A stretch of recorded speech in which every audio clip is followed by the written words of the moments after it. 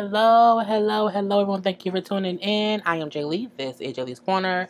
This is my review for The Real Housewives of Potomac Season 4 Reunion Part 1. Okay, if you have not done so already, please remember to subscribe to my channel and look up.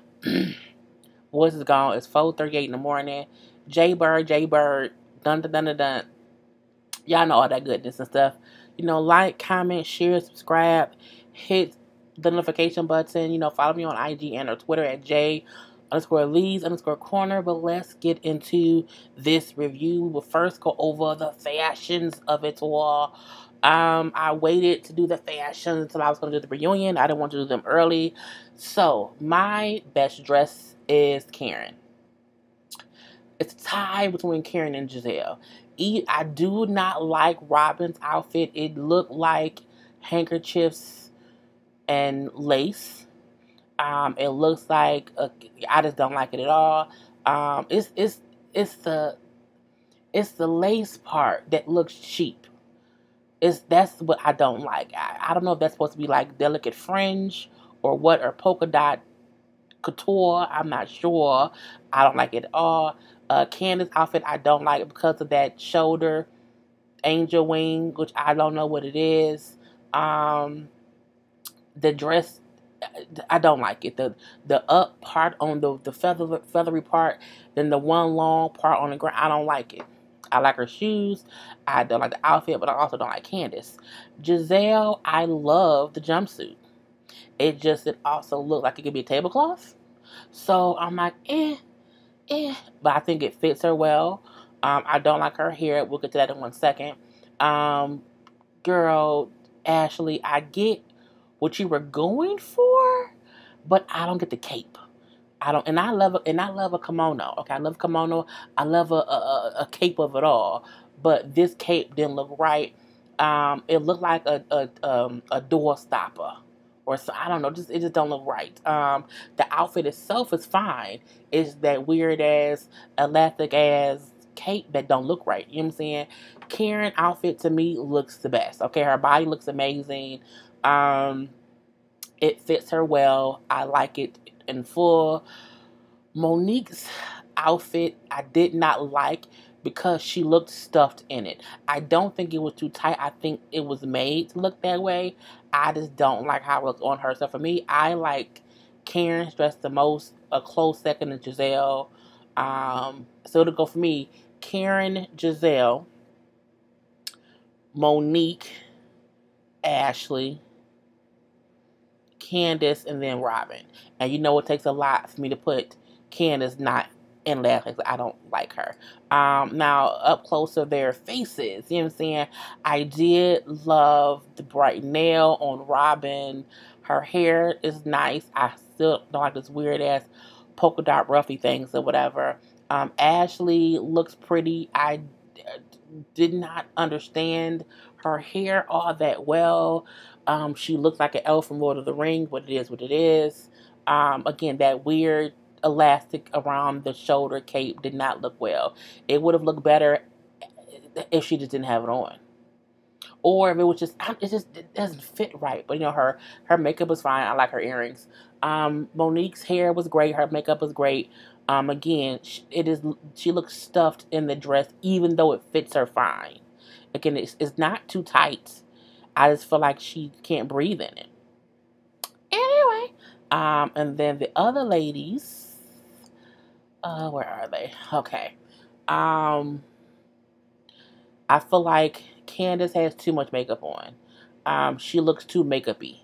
Whereas you can see, not Ashley, Gizelle and Karen has on makeup, but you can't tell. Like Ashley's makeup look cake like it's caked on. Like maybe a drag queen did her makeup. Because drag queens do heavy makeup because they're used to beating their own faces. So I don't like Candace's makeup. Her hair was simple. It was fine. I think she needed simple with that big ass shoulder feather that she has. Her boobs are just almost shown, so that's team too much. Karen is fine with the messy, updo is cool. Gizelle with a African American mullet. I'm not sure. But both their makeups look fine. But yeah, I don't. But I just don't like Candace, so it is what it is. Anyway, let's get into the actual reunion itself. So it was only about a couple minutes in, and Andy asked about the ladies how they felt about Michael being at the reunion, which I felt was a messy ass question, simply because you know how they all feel some kind of way. And my thing is, you asking that as if he isn't a husband. You asking that as if he has not been around all season. Andy, you're messy, okay? And so Karen brings up, well, he loves the camera. The Fox 5, he loves the camera. And I like what Ashley said, like, of course he's going to be here. He was the topic of so much conversation the whole season. And as far as him on the news, like, he had to defend himself. I'm very sick of them saying, oh, he was on the news. He had the accusation was in the news. It wasn't as if this was just a storyline for the show and he went on the news. It was all in the news. Okay, if he hadn't said something I don't like, you ain't gonna say nothing? Ooh, child. So I'm like, miss me with the bullshit. So from there, Giselle, I'm just sick of talking. I don't want to talk about him. I'm just so sick of talking about it. Karen then say, oh, but all season you talked about it. But I'm like, but Karen, you just said how he loved the camera. Like, pick a side, Karen. Pick a side. But I digress. Anyway, I'm like, y'all arguing already. I mean, because it was a old back and forth thing. And it was just a couple minutes into the reunion. Team too much. So they get to Giselle, her antics all season, being messy boots or whatever. She brings up how, I did therapy and I just kind of realized that, what I'm saying, I need to be more empathetic to people. I always assumed it was everyone else who was tripping, but it was kind of me. It's still you, Giselle. It's still you. You haven't changed. They bring up, what do you think Giselle has changed since she's been in college? And it was like, yeah, for about 5 minutes. That's really it. No, it's been like 7 minutes. I give me some credit. No, Giselle, no credit. Okay, this is, you cannot get honorable mention.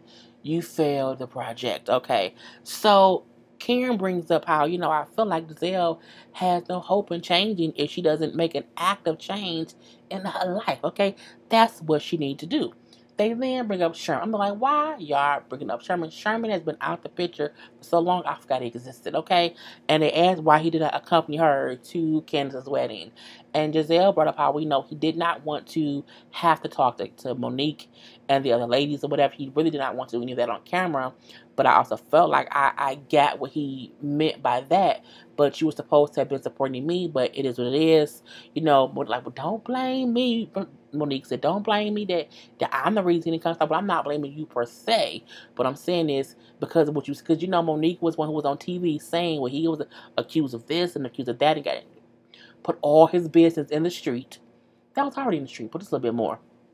You know what I'm saying? And so, that was a part of it. It's true too. It just was. She brings up how, she had seen him like once in the gym, but they didn't speak. They was like ships passing through the night or whatever. Karen brings up how, because I got a call from Saks. Someone called me from Saks and they asked me, was Karen, was Giselle and Sherman so dating because he was in Saks with someone else. I'm like, girl, Saks called you? Really? But she say people in Saks know her, and they knew that she knew Giselle. And so when they seen Sherman in the store with somebody else, they called her. I said, girl, okay. But at this point, do we care? No, we really don't. So, they asked, are you dating anyone now? Like, I've been in rumors. Well, yes, I'm committed. Well, I'm dating, someone, you know what I'm saying? And Andy asked, well, are the rumors true? Like, I heard, through the grapevine that you're dating your ex, Jamal Bryant. And then she says, well, now Jamal Bryant, as we know, they divorced, as she said, 12 years ago. You know what I'm saying? But she said, yes, we are back dating. Like, he's pursuing me. It started last year. You know what I'm saying? We have been spending time together. Now, there were photos of them out on, like, a date recently. So, they are actually dating. Now, I don't know if they're dating for real or for the show. Okay? Which means he may want some attention to be on the show, and she needs someone to date on the show. And since we already are kind of cool or whatnot, why can't we just kind of do it together? So I'm like, if we see Jamal Bryant on the next season of the Housewives of Potomac, I'm going to be cackling, okay? Anyway, so again, she brings about when we divorced 12 years ago. And so much has happened in the past 12 years. Like, we both grown. and different, we've grown up in the past 12 years or whatever. And so, I don't hold anybody, accountable forever. He did things, he's changed, he's different, I'm different or whatever. And now, we're moving on and we're seeing where this goes. She brings up how our daughters were kind of confused at first because they weren't used to seeing their parents go anywhere alone. Like, usually dad would come to town and we all go out to dinner, and our dad come to town and him and mama go out together. And so the kids, because again, when she said they divorced 12 years ago, I'm like, well, dang, her daughters aren't that old. So even as toddlers, they probably don't even really remember mom and dad as a couple. So that's kind of crazy or whatever. But again, Jamal may want to be on the show, and Giselle needed a storyline. So boom, TV couple. Now we did see a whole, because y'all don't know who they are, that's Jamal and Brian. That's the kids, and Giselle. So, I mean, you can't really root against a family who may come back together. So, I'm not going to be like, oh, I hope it don't work out. I hope it works out, and I hope they are really trying to do this. Because he was connected to a few people. He used to date Tweet, the singer. He was also connected to Phaedra. Now, Giselle was on Watch What Happens Live after the show. And Andy brought up, it was rumored that Jamal and Bryant was who they kept calling Mr. Chocolate. Okay, when Phaedra was first leaving Apollo and they kept saying she was with someone named Mr. Chocolate, they were saying that this Mr. Chocolate was Jamal Bryant's. And so, Giselle said on Watch What Happens Live, well, he told me they weren't dating. She said they did. He said he doesn't. And so Andy said, well, if you found out that they were, would you be upset? And she said, no, she's like, Phaedra, nobody for me to be worried about. She's a nobody. I said, oh, beef in the streets, is it? Beef in the streets. So, that was great. Anyway, Robin asked, that's why Giselle roots for me and Juan, because she understands how, no matter what a couple goes through, you want their family to be together. Girl, don't you bring your Juan bullshit up in here. No. You can't say because both your husbands cheated that this is the reason you ought to stay with them. Don't do that. They get onto Karen and her IG live in New Orleans or whatever, and how Giselle kept making it seem as if she wasn't really grieving and everything, and it was BS if you ask me or whatever. They also bring up how how Giselle kept saying that Karen does not really own Ladom. Karen is like, I think it's BS that Giselle fixes her lips to say that I don't own my own brand. Like, I have a partner. Like, what's the big issue? I have a partner, but it is my brand. I don't be all up in your business about, saying, every who. I said, girl, every who? Who said that? Because y'all know Giselle's brand is called Every Hue. I don't be about every who. I was like, girl. Anyway, I agree. Giselle has a fixation in just a stalkeration, if you ask me. I know that's not real words. To Karen, because to keep coming for Karen's business solely because Karen won't divulge her plans with you is just kind of crazy if you ask me or whatever. So I'm like, Giselle, just kind of get over it and move past it. You can't keep saying she don't own what's hers. It's hers. And her perfume is in Bloomingdale's. And Bloomingdale's is a store for, some older women, if you ask me. But it's people in general. But I know a lot of older women do shop at Bloomingdale's. But again, it's still in stores. So Karen is in Bloomingdale's. Giselle is apparently in Target. I don't know if she's in all Targets, but she's in some Targets. Anyway, so when they get into the whole Karen being on IG Live in New Orleans, Karen's like, look, I have been around death all day. We was on plantation talking about, slavery. We was on the plantation looking at and feeling the everything that had happened. She said, for me, that was hard. Probably because her parents could have been slaves. I'm not sure.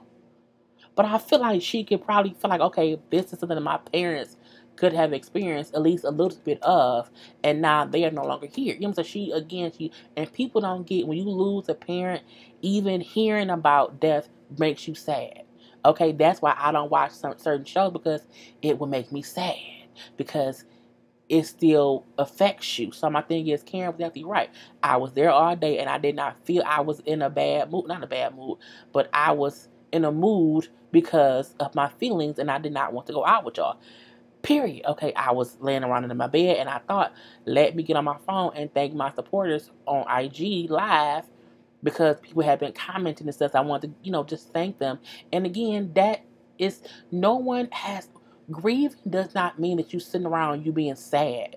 It doesn't mean that. Sometimes it's just that you don't want to do certain things or you feel whatever kind of way. But to say that, oh, I thought she would be in her room sad and, depressed, but she's on IG Live, that could have brought her joy. And then you was on her live the whole time she was on it. So I think that was just some bullshit if you ask me or whatever. And then Robin brings up, well, nobody would connect him saying grieving with being on IG Live. Like, no, that's not grieving to anybody. And Karen said, it's not for anyone to connect the two. I would not ask you about why you love wine. I said, oh, not why she love wine, but why do you love wine? Connect them dots. Anyway, so Karen's like, bottom line, y'all can't question how I grieve. And that's the truth. Her grieving could have been her partying. Her grieving could have been her wanting to get drunk. Her grieving could have been her being very, very angry. Grieving comes in waves, in different ways. So no one can judge anyone else's grieving. Periods. Okay? And until you lose a parent, then you won't know till you know, when you know it's too late. Okay? Anyway, so she also brings up how she is now back in the Potomac area code. Her and Ray had moved back to Potomac. They're leasing a house. They have an option to buy it and stuff. So we shall see if that house will be on next season at all. So Candace's mama's there, and Candace's mama is on the couch. Okay, what's her name? Dorothy. Dorothy said, because Monique was like, I don't think we've ever had a mother on the couch. I'm just so confused, and I was too, because usually they don't bring the parents out, and if they do, they don't really be on the couch or whatever. So she said, well, they invited me. And I love the camera. I love my outfit. I love this. I'm like, her mom is, girl, a whole piece of work, okay? Anyway, so for me, I don't think they've ever brought a mom out to discuss the issues between the mom and the daughter. Like, they didn't, girl, I don't know. Anyway, Dorothy says how for her, they went to Dorothy, the half brother. This is everything between her and, let's go through it. So Dorothy brings up, as far as her been upset with Candace about inviting her half brother. She's like, my issue was, I felt like Candace made it my issue. I felt like she should not have told me that she was inviting him the day before the wedding. Ma, because if I hadn't told you, and if I didn't anyway, and you saw him at the wedding, you would have been upset and had no fit. That's what would have happened. And I say, well, I think that's true. But at the same time, if her mama don't know what the brother looked like, would she have known that's who it was? You know what I'm saying? But again, Dorothy probably would have still acted a whole plum D fool.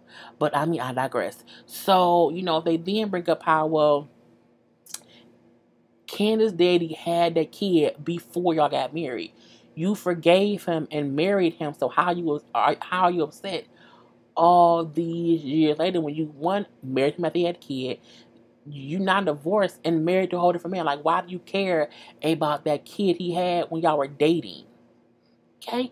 And she brings up, it was, that's just my hurt. You know what I'm saying? Any woman who husband cheats on her, like, and has a baby, like, that's my pain. That's my pain.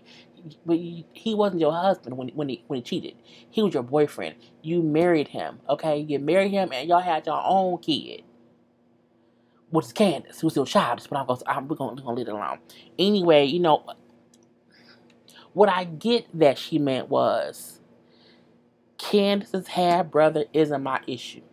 Candace's half brother is her and her daddy's issue. She don't have to include me in it.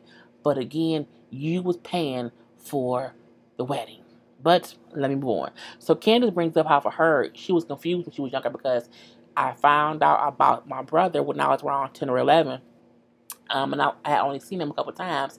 She said that she was in her daddy's, like, his study or whatever, and there was a poem that the brother had wrote to the dad, and the brother had signed it, love your son, and had his name on it.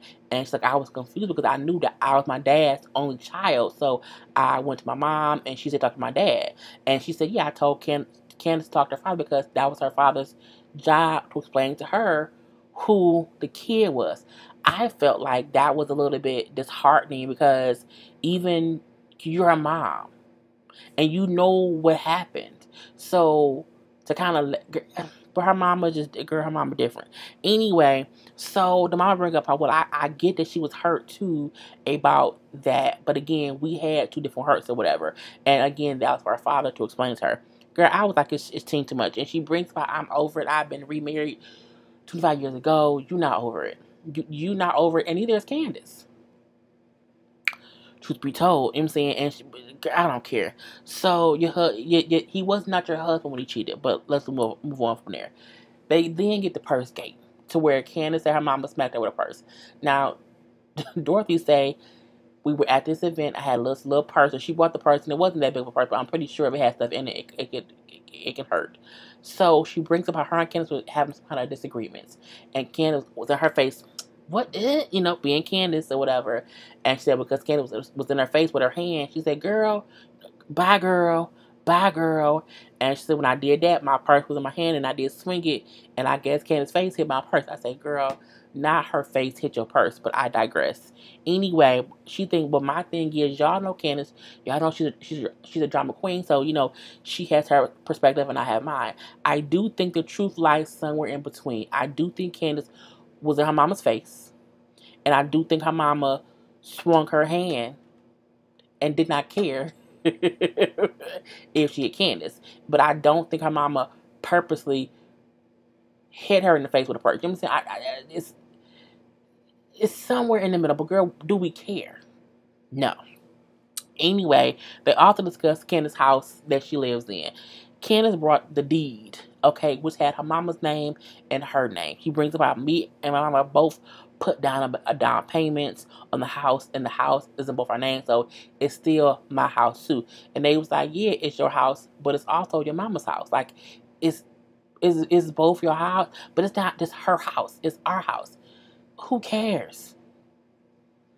Girl, Candace does. Anyway, Giselle then said that she saw Dolores. She saw Dorothy somewhere, and Dorothy told her how she was going to be the one who bought Candace and Chris that mansion they wanted for like $2 million. And I'm like, why? I don't think I said that exactly, whatever. No, you said that, and you volunteered that information or whatever, so I don't know. And then I'm like, girl, we don't have time. So it went from that conversation to, well, why were you so upset with Ashley when, she said, that was your mama's house, because it really is. Why were you so upset with her? Had all night, whatever. Because she kept coming to my house. And why? I'm losing my whole voice. She kept coming back at my house, and I didn't like that. And they say, no, you did the knife thing before she left out. So that was you before all of that was going on or whatever. And I'm like, that's very, very true. At that point, you now have Candace and Ashley arguing back and forth. Now, these two argued a lot back and forth. And I can say, as far as tit for tat, the shade that Candace was throwing won. I will say that. However, I will also say Candace does that because she's down. Candace is her mother's daughter. And as much as Candace complained about how her mama talked to her, Candace does the same thing to other people. She does throw jabs that I feel like you should not throw if y'all are doing petty shade. And I think, she won in that department. However, I don't like Candace.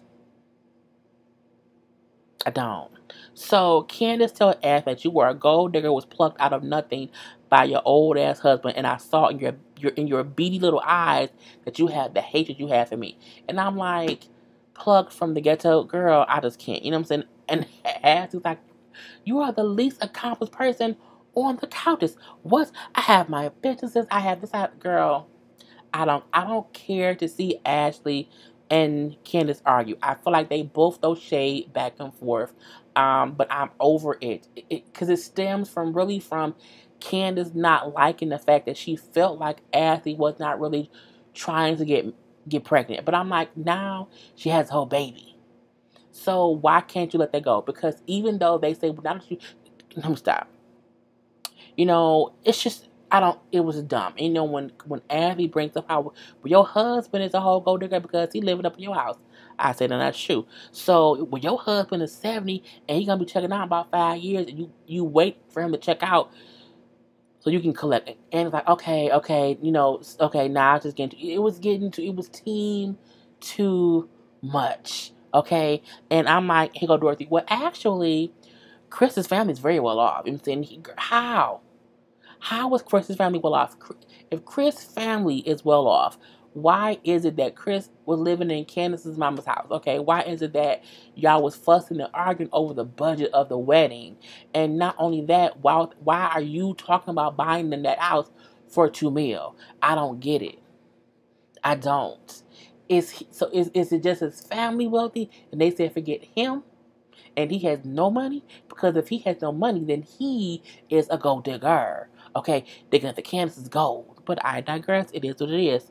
And I'm like, girl, I don't have time. They asked Candace what she do, and she barely had an answer. Okay, and I still don't really know what she do. She was on her IG live, and she said that she owns that hair care thing that she don't ever promote on nothing. So I'm like, girl, bye. They've been getting to Candace whole thing about, Ashley not really want to get pregnant. Ashley should have stopped drinking and all these things. And so, they bring up Ashley daddy not want a relationship with her and Ashley's prenup. I don't like how they sat there and kept asking the details of her prenup. I don't think you shouldn't ask anyone the details of their prenup. Period. I wouldn't even ask Candace the details of hers. I think a person's prenup is a legal document that's nobody's business. We've seen them talk about it a little bit on the show, but well, how much will you get? Like, how many years is it? And then for Robin, old fake tattoo child, a tattoo of an ass, to say, well, isn't it that it seems like, if after 5 years, the prenup was null and void or whatever, you had a baby to get child support. Robin, go back to your hut. Go back to your hut and shut up.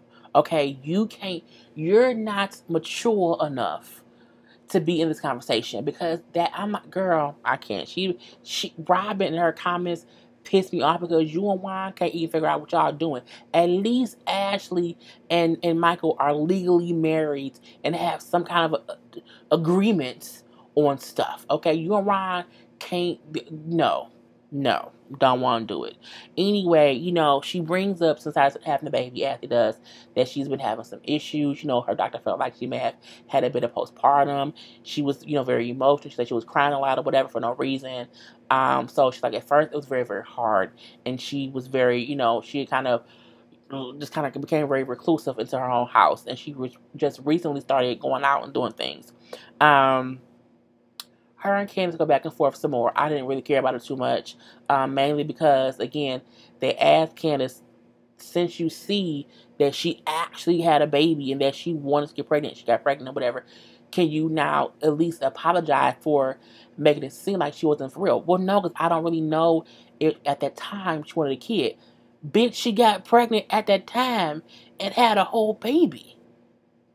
That's the part that's mind-boggling to me. And that's why I don't like Candace. Because Candace can't even see, okay, I was wrong. I kept saying that she was not serious. But she then got pregnant and had a whole baby. And now she's head over heels in love with her child. Ashley wanted to be pregnant. But I'm just saying, I still wouldn't have drank. It doesn't matter. Because she was drinking and she still got pregnant. And had the baby. I cannot. It's so dumb. You know what I'm saying? And they bring up how when Ashley was in labor, or the day she had the baby, Candace was on Twitter going at Ashley, calling her like a rat face or whatever. She was just being mean and rude. Now on her IG live, she said that the day that Ashley was in labor, because she don't follow her on social media, that she did not know that she was in labor. It's like, so I was just going off on a regular Sunday for the show. You knew she was in labor. Even if you didn't follow her, someone told you, like, she's in labor today, right? But I digress. Anyway, so she said she does not regret anything she said about Ashley because, again, I still don't think she wanted to have a baby. They're like, but she had the baby. But she had the baby. I say, girl. And she said she also felt like how Candace says how she still feels like Ashley and Michael just wanted attention at the rainbow party, and that's why they were acting all sad about their miscarriage. I'm looking like, oh my God. Here we go. And then she said, it's kind of funny that, the same time he up there crying with her about that miscarriage, an hour later he was up there filling up producers. I'm like, girl, I don't like Candace. I don't like anyone who can't see that they said things that was stupid and just say, you know what, my bad. Ashley saw how bad she treated Monique last season and how insensitive she was, and she apologized when she saw it. Candace has seen the fact that Ashley wanted a kid and got pregnant, and she still won't come off her soapbox. Girl, I don't care. That was the whole part 1 of the reunion. It is a 3-part reunion, girl. It looks like each 3 parts is gonna be amazing. So we shall see next week. I'm done. Peace in the Middle East and up in between. Gotta go.